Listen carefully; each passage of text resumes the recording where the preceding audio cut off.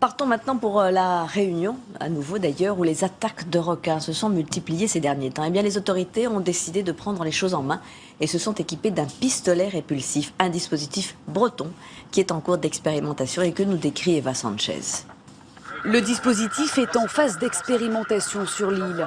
Il s'agit d'un prototype fabriqué dans un laboratoire de recherche en Bretagne et déjà testé aux 4 coins du monde, comme ici, dans la fosse aux requins de l'île Maurice.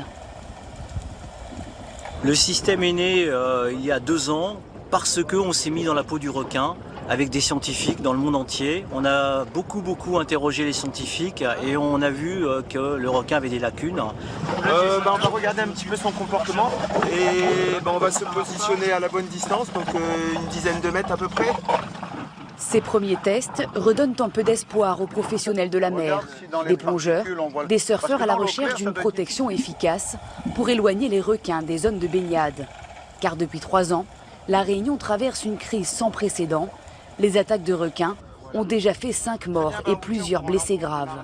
Toutes les initiatives qui peuvent faire avancer la chose et dans le bon sens nous intéressent, oui. C'est vrai qu'on a été impressionné par la portée du dispositif sous l'eau.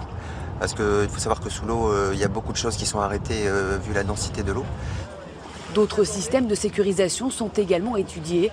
Surveillance aérienne, sonar, barrières électromagnétiques, autant d'inventions sur lesquelles planchent les autorités locales.